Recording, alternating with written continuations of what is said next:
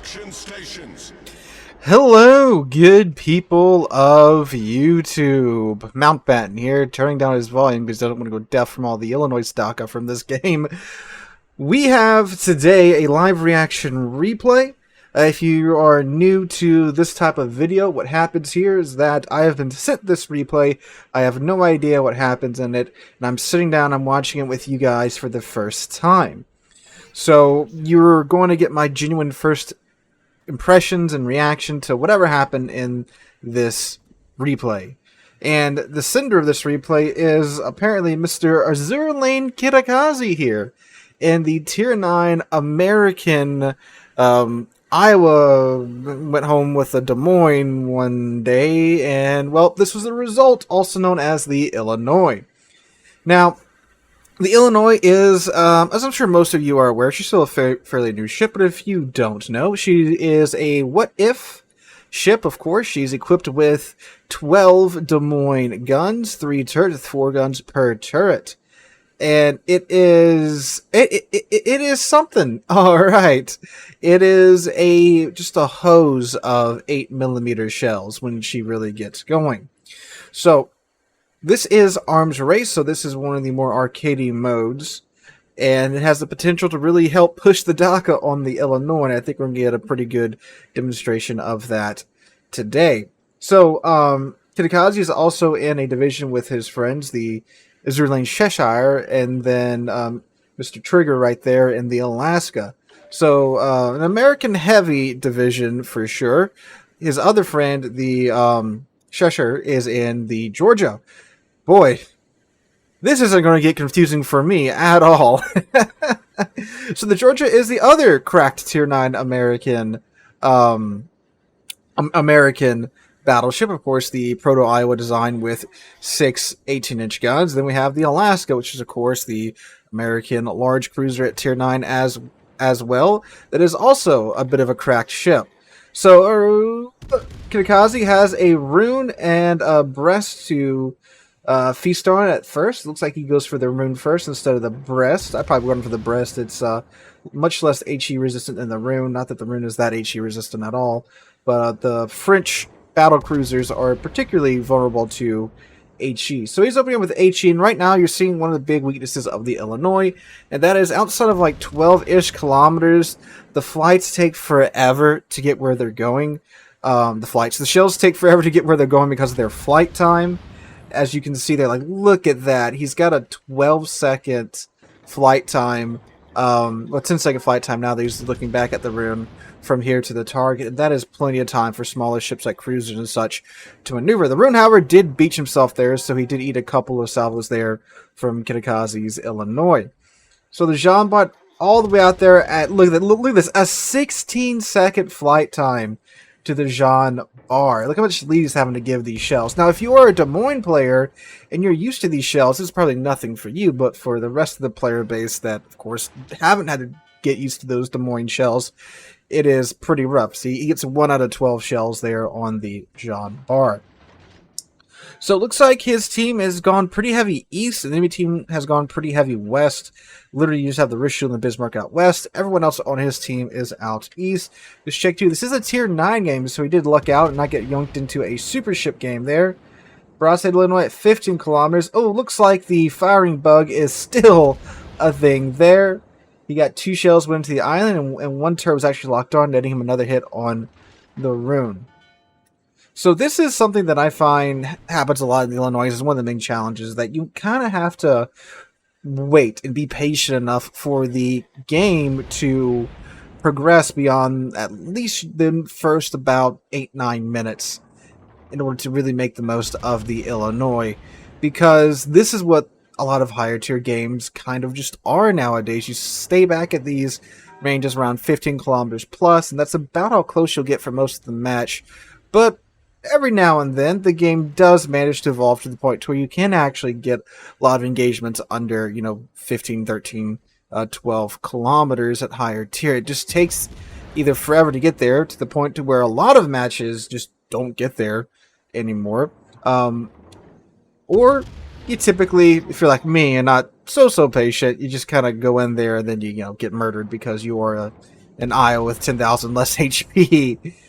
So he's gone back to the Jean Bar. He's also assumed a bailout formation like Kidakazi has here in his Illinois. It's like his Alaska is pushing pretty hard into the Skona and the Bushkovica. And looks like his team's actually starting to push up now, which is interesting considering we are barely past the 5-minute mark. That typically doesn't happen. You see the Bismarck and the Johann de Witt are pushing down south. The Mahan is going a bit further down south as well. His Alaska's starting to peel off a little bit. Probably has to bit off more than you can chew. We did have to dodge torpedoes as well. So Akazuki here, no, it's Akazuki or Kidakazi. Kidakazi, God, weeb names. They're so confusing to my little American mind. Well, but not a lot of the weebs I know are, of course, American. My little non-weeb mind, I guess I should say that. I'm innocent in the ways of the weeb for most cases, at least.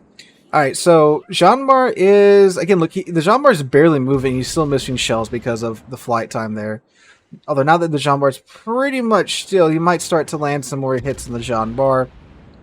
And do be mind too that the Illinois does also have the Des Moines AP when things do call for the more close encounters type of situation.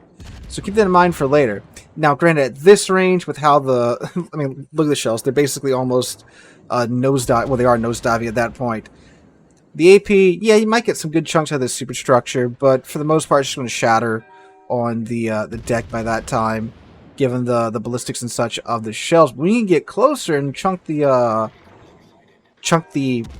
extremities of the ships and the less armored parts of the ship, oh yeah, that AP is absolutely fearsome. So, a situation update.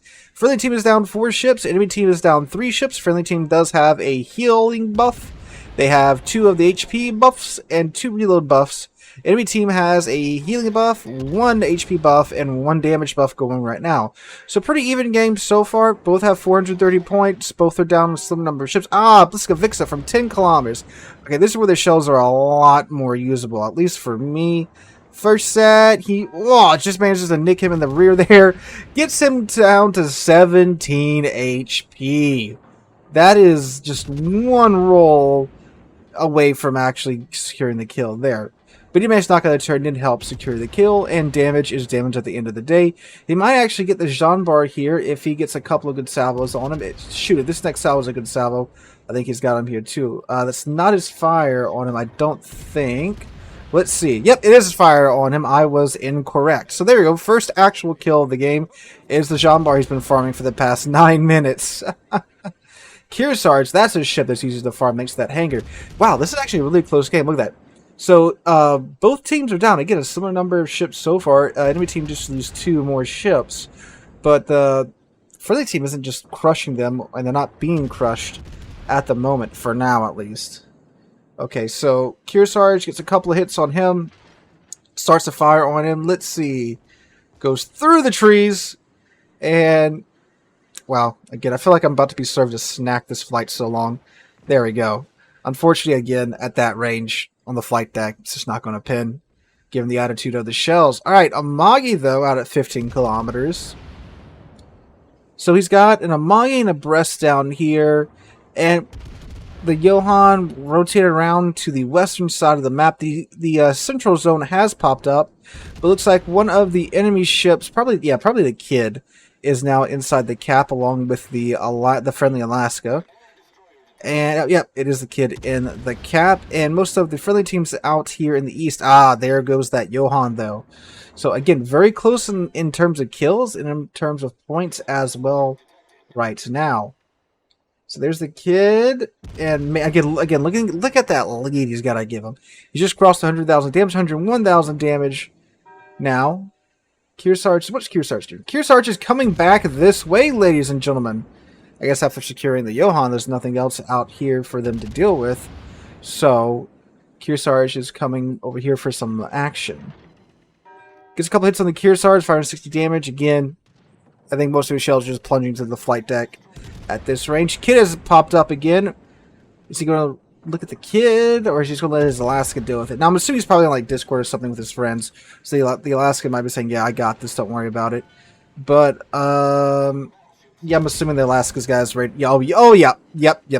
Oh no, the kid actually gets the Alaska. Okay, that was a bit of a plot twist there. But the Isabel does pick up the kid again.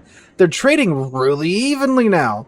All right, so Kearsarge is still closing the distance, which is, I mean, shoot, fine for Kitakaze here. And he did get a couple fires on the Kearsarge. Kearsarge has damage con it. Not sure if I would damage con that right in front of the ship that's setting me on fire, especially if it's in Illinois. There's the strike team achievement for Kitakaze and his division.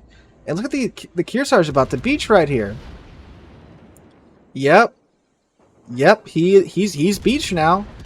Now, at this point, I probably would have swapped over to AP to start chunking the crap out of his flight deck. I mean, there you go. So yeah, watch this AP performance now. If he hits the hangar, not the flight deck itself. So 2,600, 1,000, so 3,000 damage there.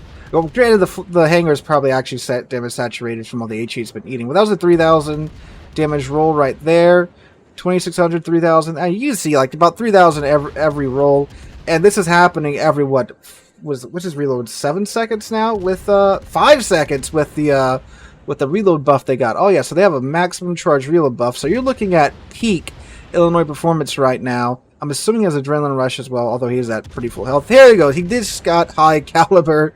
It's 178,000 damage. Ooh, and the breast takes out the friendly Georgia. So now Kitakaze is the last one left alive from his division. And oh come on, that should have got him there. Kearsarge just popped his American Battleship Hill.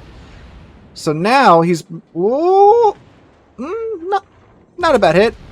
And there we go. Also, he might actually start out healing Kitakaze here because that American Battleship Hill is mighty. Oh, but there's another Kearsarge for Kitakaze to feast upon. So the Amagi and the Brest down south are pretty much completely ignoring Kitakaze. I'm assuming that they are focusing on the friendly Brest, which isn't an unwise decision if they're both focusing him down, turning him out of the fight, because the Brest is a mighty ship. Yeah, again, he's 11 kilometers from whatever reason. They are absolutely ignoring him. So he's just, like, whatever, I'm just going to burn down your Kearsarges. Now, Kearsarge is a very powerful Tier 9 battleship. You have Montana firepower and planes on top of that to boot, all in a Tier 9 package. And what does she trade for having Montana guns at Tier 9? Well, they aren't Montana guns, they're actually North Carolina guns, but she has 12 of them. She has a slightly longer reload with a 35 second reload, and yeah, that's about it. 12 North Carolina guns with a slightly longer reload. It looks like the Amagi has finally started to pay attention to Kitakaze. Ooh, Cleveland. Ah, man, if he had AP loaded, this would be a nice roll on that Cleveland. So it looks like the Amagi is turning around and is now charging the Brest. Does get the Cleveland's rudder there and earns shoulder to shoulder for his division. He's going back to the cap because, well, that Mahan's not looking too healthy. Even with the hill, he's quite low. And that Cleveland's about to come around the corner. Although the Cleveland might eat this Mahan's torpedoes here. And nope, manages to dodge it. So yeah, that Mahan would probably going down here. But the Kearsarge is now pushing around the corner into Kitakaze, who has his AP loaded. He's about to tear this Kearsarge a new one right here. Oh, yeah. Let's see. All right. Into the... just under the front turret. 7,000. Oh, man. 4.8 second reload with Adrenaline Rush going now, guys. 8,300. Let's see. Again, okay, he's aiming at the hangar deck. And 7,800. Yeah, the hangar deck is 100% saturated at this point. There we go. 9,000 from the stern. His secondary starter fire on the Kearsarge. 6,000. Another 8,000 from the stern. And another, yeah, let's give about 8,000 a roll from the stern, and look at that. Look at that. That is the mighty Dakka of the Illinois. So yeah, they're down to 2 ships now. What is the reload of Illinois? Oh, he's the last one, fellas. So the Kearsarge there just got a lesson in auto loading. Oh Lord. So yeah, he's the last one. He's got 2 cruisers, Brest and Cleveland, and an Amagi to deal with. Now, the Illinois is mighty, but it's not that strong. Like I said, 10,000 less HP than the well, not 10,000 less HP. Well, at this point with all the buffs, I think it is 10,000 base less HP than the Iowa. But this Cleveland's been caught. Ah, there he goes. Shouldn't have fired. He would have been safe in the smoke for a bit while longer. But yeah, got 10,000 base less XP than the HP than the Iowa, but still has all the vulnerabilities. So it's quite easy to chunk, as you've seen throughout this video. And don't let the size of the heal fool you. That's not an improved heal. That's just the American battleship heal on a ship that has this little HP. Whoa. Ah. Yeah. Ouch. Well, I'd say it's not improved, but it's the American improved battleship heal. It's not like a super heal like the British or anything. It's just that his ship has that little HP that it can recover that much with the American heal. That much percentage of his HP with the American heal. Oh, man. So, Brest is scary. Brest is very scary. It's got those French Dunkirky guns with the reload booster. Very maneuverable, and their team does have one more buff in the heal department than the friendly team here. So that Brest, as long as it's not being spotted, it's recovering HP. So is that Amagi as well. And Amagi's pretty scary too. 10 16-inch guns. Although it looks like Kitakaze is playing it wise. He's taking the long way around here in order to try and secure the cap. Because once he gets the cap, the points really start to pour in. So if he can get the cap, that's going to definitely force the Brest and the Amagi to come to him, which they should be trying to do anyway because they are down on points. So their game plan could be to grab more of these buffs to where they could outpoint Kitakaze here, but they still need the cap either way. And by taking the cap, he's forced an engagement much earlier, preventing them from just sailing around and recovering much of their HP and then coming toward him. So he's actually playing it like a Des Moines right now. He's found his island waifu, and he's snuggling up right next to it.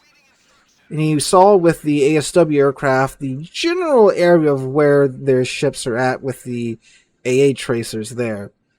So, let's see. He's doing absolutely the smart thing. He's laying in wait and letting the enemy come to him. So that Brest is about to get in the cap. He's going to get in the cap. Yep. Yep, definitely the speed of the Brest. That's not surprising. So now, well, he's got to take him on. Let's see where this Brest is at. HP-wise. We know where he's at. He's in the cap. But, up there he is. Oh, man, he's almost full HP. That's not great. Again, he's got those Dunkirky guns, those hard-hitting French battlecruiser guns, and he's going to have to deal with this. Brest is very maneuverable. If I was a Brest captain, I would definitely try to just zip around and blast him in his citadel with my guns, or blast him really anywhere with my guns. Ooh, Amagi. I don't know if I would have pushed up just yet, my guy. But yeah, definitely see if he can burn this Amagi down. Oh, well, the Brest is saying hello. Oh, is he going to break the Brest guns? Oh, he did. So he knocked one turret out. Didn't perma-knock it, but he did incapacitate it. Oh, is he going to ram him? He's going for the ram? Let's see. Will he win? He will win if he rams here. Oh, can he grab the Amagi too? Ah! The Brest. Oh, man. The underwater world got the Brest. Oh, it grabbed that Brest and held on to it pretty tightly. Okay, there we go. Kraken unleashed from Mr. Kitakaze here. So what's going on with this Brest? Okay, so the Brest now can't ram him. He's got to try to do the drive-by, which he can still probably do. Oh, he's got Halsey. 3-second reload, ladies and gents, on these guns now. But the Brest is going to go in for the ram. Doesn't get to play with his 3-second guns. And there you go. Coordinated attack, 376,000 damage there, 6 kills, and a victory. So, man. Unfortunately, Kitakaze did not include his end screen with his email, but I can safely assume that was probably at least a 2,500 base XP game there. Started out slow, but really cranked up toward the end there, fellas. So, wow, what a match there! 376,000 damage. I know it was an arms race, and reload buffs and stuff, but regardless, that was an impressive game, and one that I'm glad you sent in at Kitakaze. So guys, let me know what you guys think about this in the comments down below. Let Kitakaze know what you think about his match. If you have a match you'd like to send in to be featured here on the channel, you can check out the email link in the description down below, or you can also send it to me on Discord by following the Discord link that is also in the description down below. Hope you guys have a wonderful, whatever day this comes out on, I think Thursday. Hope you guys have a great rest of the week if you don't hear from me before then. I hope to catch you guys in the next one.